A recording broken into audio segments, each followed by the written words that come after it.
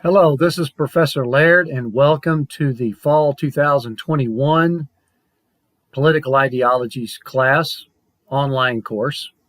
This is our first video for the course, and what I want to do for this video is talk about the syllabus in detail. It's extremely important that you understand what is required for this online course and particularly how it's going to operate. I'll go ahead and tell you right up front that I want to treat this class as much as I possibly can like a classroom class on Mondays and Wednesdays. So what I'll do is post the video lectures each Monday and Wednesday mornings. You'll be required to watch that video lecture on that day. You have to watch the entire video lecture that day, and the videos will rarely be more than 30 to 35 minutes, maybe 45 minutes at the most. It's going to be the exact same material that you'd get if I was giving that lecture in the class. Obviously, just a little bit more condensed because there's no Q&A or tangents that I can go off on. You're just getting the material. But you have to watch that video in its entirety. Then on that same day, I'll be posting a discussion forum which you will respond to by 9 p.m. that evening. And then that will count you present for that day. So that's how it's going to operate. So what I want to do first is just get into the syllabus here. Video lectures posted each Monday and Wednesday. That is my email, rlaird@bergen.edu. That's the best way to get a hold of me. I check my email constantly during the day, and I can get back to you quicker if you do the email. Video conferences will be available. These will typically be individual conferences. I may have a class-wide conference, so it's a fairly large class, so that's probably not too practical, but I will have individual video conferences available. If you have anything that you need to get with me on, those will be through WebEx, and I would send out a link to the student that's interested in that. We would set up a time ahead of time. I would send you the link. Now, this is political ideologies, intro to these ideas about politics that have particularly evolved through history. So we're going to be pretty wide range, looking at liberalism, conservatism, socialism, communism, fascism, Islamism, feminism, as well as some other social theories as well. The required textbooks are both textbooks are by the same authors, Ball, Dagger, and O'Neill. The primary textbook is Political Ideologies and the Democratic Ideal, 11th edition. And as well as the Ideals and Ideologies, a reader of selected works that has some very historical landmark writings in there, also the 11th edition. That is the front cover of the textbooks in the 11th edition right there. So let's talk a little bit more about the course participation for this online course. Have to understand very clearly, this is not a self-paced course. You have to keep up. I want it to be as interactive as I can possibly make it on a daily basis, particularly that Mondays and Wednesdays are going to be our school days, just as though I would be going to class and teaching on a Monday and Wednesday. As I said, the video lectures will be posted by about 8 o'clock that morning. You will have that day to watch that video in its entirety. You have to watch the entire video. If you do not watch the video, you will be counted absent.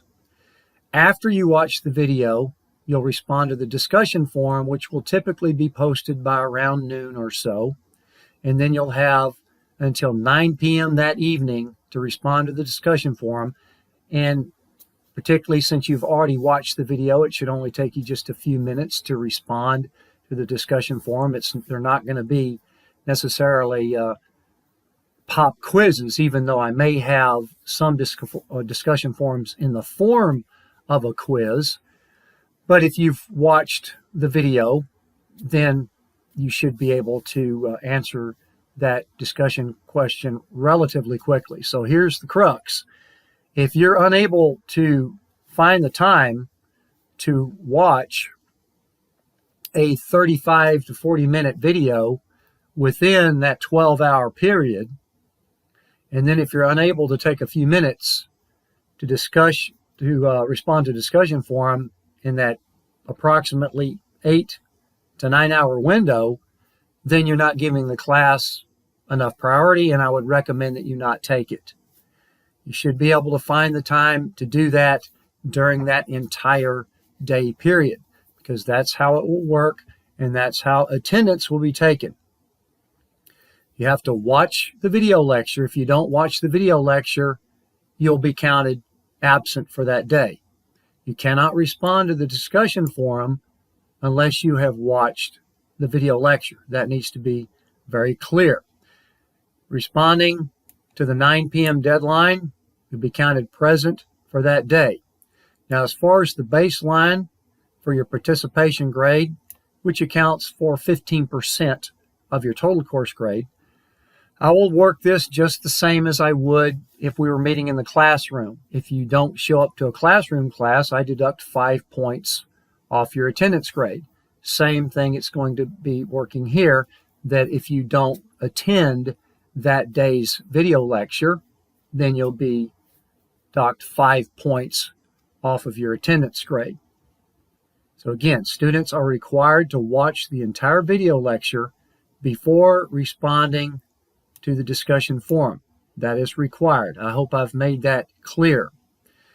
Again, 15% of your course grade is going to be based on this participation. The professor will also have some leeway as far as how much the student has interacted, as far as other exercises perhaps, but that will be the baseline of the participation grade. Now, if you miss the deadline, there's no extensions. You have to be clear on this. So if you send me an email saying, oh, Mr. Professor, something came up and I missed the deadline to post on the forum, well, that may happen every now and then, just like you might miss a class on campus. There's no excused absences and there's no extensions to the forums. They are shut off at 9 and we're moving on. Keep that in mind. The discussion forum could also be a group exercise that might require a little bit of interaction between students on the forum. You can do that through the forum by posting responses and asking for replies. Keep in mind that for the forum, there's really not going to be any right or wrong answers to a forum. However, there'll be instructions, and if you do not follow instructions, you could perhaps get a little bit of detraction for not following instructions. And you also, for the most part, on these forums, we want to spread out the variety of answers. You want to read the previous posts before you respond.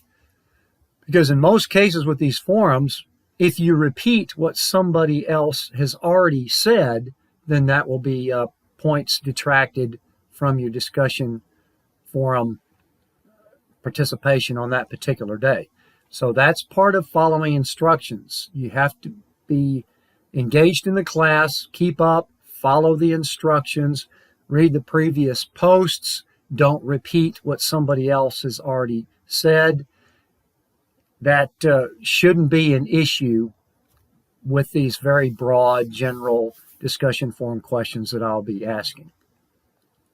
Now, as far as the tests go, there'll be 3 online tests. We'll look at the schedule here in just a few minutes. They're divided up throughout the class so that the course is divided up into 3 primary sections. Each test will cover about 4 or 5 chapters each. Each test will be 20% of your grade, so all 3 tests together will be 60% of your total grade. Now, this being an online course, the test will technically be open book, open notes, but you want to keep this in mind. This is very important. The tests will be timed, and that timing will be fairly challenging. So you will need to be prepared for that test before you enter into it to take it. You will not have time to look up the answers. You will want to be prepared for that test just as though you're taking that test in the classroom where it's closed book, closed notes. That would be my suggestion for how you prepare for these tests. Obviously, you can have your notes there handy while you're taking the test, but you will need to be prepared so that you'll know how to answer those questions without having to go look stuff up. And by all means, you will not Google it. You will not find these test answers by Googling them. All of your test material will come from the video lectures and the textbook. The tests can include a variety of different style questions, such as multiple choice, matching, fill in the blank, true, false, short answers, and every test will have a couple of short essay questions where you may need to give me a short paragraph describing what you know about that particular question. These are important in that you will need to demonstrate some fundamental understanding of that question that's being asked. Because if you just copy and paste a list of bullet points that might be shown in the video lecture, that will not get you any credit. Anybody can copy and paste stuff.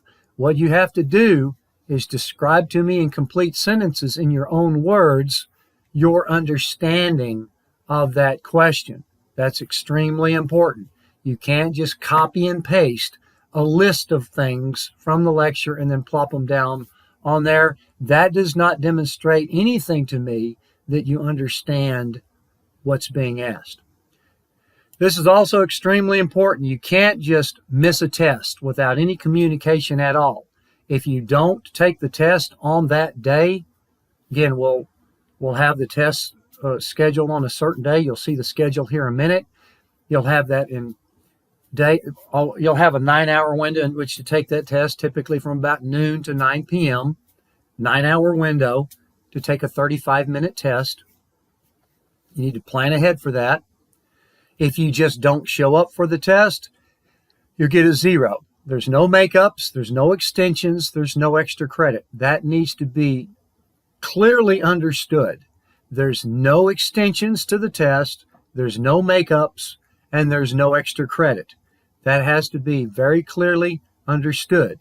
It is your responsibility to communicate with the professor if there's any issues before that test. Let's talk just a few minutes about the paper assignment. Do not worry too much about the paper assignment right now because you can always come back and read the syllabus and get these basic instructions. And I will be giving you more information as we go throughout the class on how to prepare for your paper. The main thing we want to start thinking about right now is a paper topic.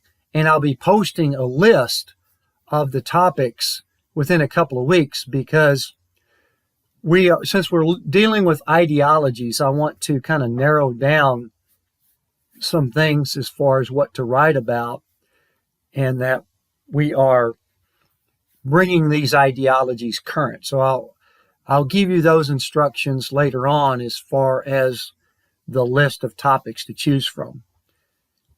But by Monday, October 25th, I will need a 1/2 page summary. This will be on a Word file, double-spaced, telling me which of those topics you want to write about. And I want to spread those out. We have a fairly large class, but there should be enough topics on there that we can spread them out pretty much throughout the entire class. You can include a credible news source with respect to your paper topic. I'll talk about the peer-reviewed academic journals here in just a minute, which are going to be an extremely important part of your paper. For now, just keep in mind that you're thinking about a topic. You'll be given a list of topics to choose from. You can look ahead of all the ideologies, of course, that we'll be dealing with here within the course schedule and the textbooks, but I'll be posting that list within a couple of weeks. Then you'll be giving me a summary of which of those you want to write about. It will be due on that day. If you turn things in late, they'll be treated just like an absence. Looking ahead, on Monday, December 6th is when your paper will be due. It'll be 4.5 pages minimum, which is not very long, but you still want to put some effort into this paper as far as showing that you've found some good sources on that and that you're giving me a interesting and informative narrative about that particular topic. Again, here is the format. It will be on a Word file for a specific reason so that I can get those comments back to you in the comments margins there. Double space 12-point font, Times New Roman, 1-inch margins. That will be the standard format for all of your submittals. There'll be at least 6 references required for your paper. I'll talk about those more later. At least 4 of which will be peer-reviewed academic journals. Now, I kind of glossed over this earlier, but I'll be posting supplemental articles on Moodle as well as plugging in you to the idea of peer-reviewed academic journals. Extremely important. So important that I'm using an acronym when I discuss them because I use them so much. I just shorten that to PRAJ, PROJ. But this is where the scientific studies get published. And of course, even when we're looking at ideologies, we're looking at the peer-reviewed scientific analysis of those ideas, those beliefs, those political theories, those ideologies. That's where they get published. And that's going to be the heart of your paper, are those sources, those peer-reviewed academic journals. Don't worry about those right now. I'll be giving you more information as we go as to why they're important, how to find them, and then how to cite them for your paper. So I'll be giving you that information.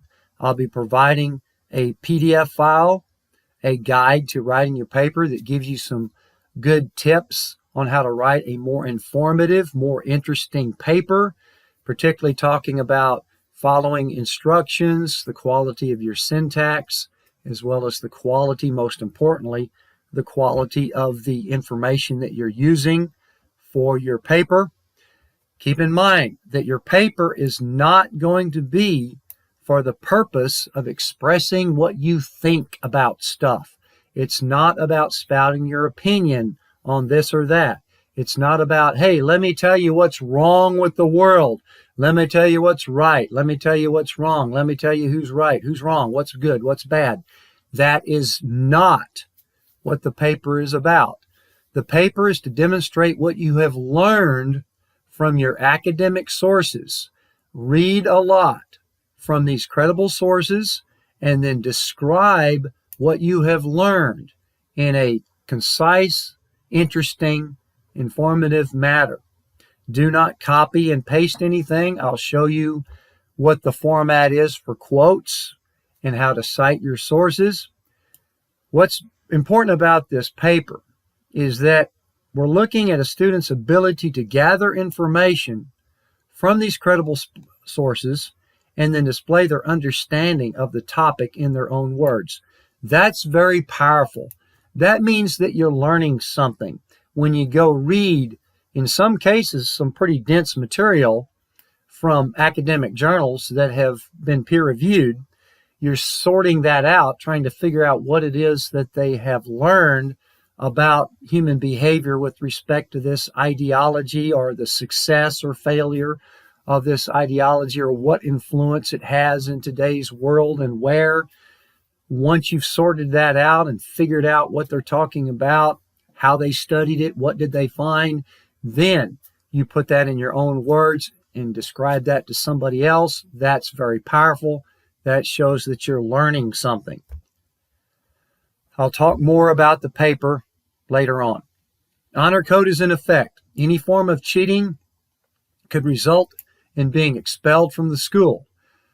Once that test period starts, there will be no communication or collaboration between any students during that test period. Do not even think about it. You could get expelled from school. Cheating is the single worst thing you can do in college. Do not do it. If there's any suspicious similarities between any test answers or between even any papers, that could warrant an investigation. You could be put on notice. Don't even go there. Plagiarizing your paper, of course, is forbidden. I will talk about paraphrasing what you've learned. I will also show you how to put your quotes in there, cite your quotes, put your citations for your paraphrasing. Just get in the habit of not copying and pasting anything. Here's the breakdown for the grades. Again, all 3 tests, 20% each. Keep in mind, there's no makeups, there's no extra credit, there's no extensions. You have to be clear on that. The paper is 25% of your grade. That's why you want to put a good effort into that paper. It is due on a certain date, as I've shown. There will be a late penalty if you do not turn it in on time. And keep in mind, there are no incompletes. You'll have ample opportunities to demonstrate what you've learned for the course. Several different methods of evaluating the course grade here. No incompletes will be granted. As far as the participation goes, I mentioned that's 15% of your grade. Again, no extensions for any of the missed form deadlines. If you miss it, we move on. So let's talk just a couple of minutes here about the class schedule. It could fluctuate slightly in between tests, but let's lock in these dates for the tests. Those will not vary. I will put those on your calendar. You do not want to miss a test. This is the video that we're looking at right now on day 1.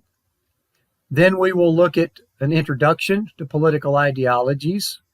Then I want to actually do a supplement to the text here, talking about how our modern brains and then subsequently the modern state evolved, which kind of put us into this world, this modern world that we're in now, that utilizes these various ideologies, particularly in running their state governments. And when I say state in politics, I mean countries and their governments. Then we'll be looking at Chapter 2, the democratic ideal. Then I want to talk a little bit more, expound on that a little bit more, and talk about a democratic political culture and democratization. That's a fairly controversial topic in today's world because we may be actually seeing a pushback against democratization around the world. There's more and more countries that are embracing authoritarian leaders because of the complications of democracy. It requires a culture to pretty much evolve into it, and that takes a while and to see the benefits of that. So that's a very interesting dilemma that we're in right now, where we've seen enormous benefits over the last several centuries from this progressive democratization, but yet now we're actually pushing back against it in many cases. I'm also going to post a video. It's just a general introduction to the paper assignment, and that's what I'll post a list of the topics to choose from. Chapter 3 will be liberalism. I want to break that down into 2 parts because I want to split that up and talk a little bit more in detail about our U.S. Constitution and the Bill of Rights, because the Constitution is actually a product of the Enlightenment liberalism ideas. Then test number 1 will be on October 20th. Put that on your calendar. The test will be posted around noon that day, and you'll have until 9 p.m. to take that test in one sitting. You'll have 35 minutes in which to complete that test in one sitting. So obviously that means you're going to want to start that test before 8:25 that evening, FYI, because otherwise you'll get cut off at 9 p.m. before your time's up. So that's just practical thinking there. But you'll have literally a 9-hour window in which to take that test anytime during that period. I also want to post a video on the scientific method, which is also kind of gearing you up as far as preparing for your paper, thinking more analytically, not normatively. And when I say normative, I mean That's thinking in how we believe what things ought to be or how things should be. We want to get away from that, and we want to start thinking objectively, critical analysis, analytically. After the first test, the second section will be looking at conservatism, chapter 4, then socialism through Karl Marx, breaking that up into 2 parts. Then I want to post a video on the peer-reviewed academic journals. This is introducing you to them, why they're important, how to find them, and how to cite them. Chapter 6 is socialism after Marx. Again, 2 parts on that. And then the chapter 7 is looking at fascism. I've got 2 different videos, part 1 and part 2 on that, but I may just go ahead and put those both on the same day so that we can meet our schedule here, breaking the course up into 3 parts. November 17th is test number 2, covering what we've talked about in that second part of the class. Again, the test will be posted around 12 noon. You'll have until 9 p.m. in which to take that test in one sitting, 35 minutes in one sitting. The third section of the class, Chapter 8, Liberation Ideologies. There's various different types of liberation is what we're looking at here, whether it could be black liberation, gay liberation, even some feminist movements we'll look at as well. No class on Thanksgiving Day. Also want to expound on Chapter 8, talking about the politics of identity, because the breaking down between ethnic groups in particular around the world is the biggest source of conflict in the world today. People identifying with ethnic group and then difficulty coexisting with people within their same country. Chapter 9, looking at ecology as an ideology. Then posting a short video there as far as finalizing your paper. Keep in mind, I will be bringing you along on how to cite your sources. I'll be asking for a bibliography in progress around that time. Chapter 10, looking at radical Islamism. And then I want to supplement that, looking more at terrorism in general.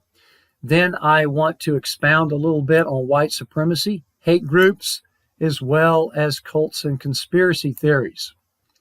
Final chapter 11 is the future of ideology. The last day of class will be Wednesday, December 15th, and test number 3 will be on that day, same schedule as before. Post the test around noon. You'll have until 9 p.m. in which to take that 35-minute test in one sitting. Okay, that's what I wanted to do for the first video, is talk about the syllabus in detail. So be sure to email me if you have any questions or concerns. Otherwise, I will see you in class.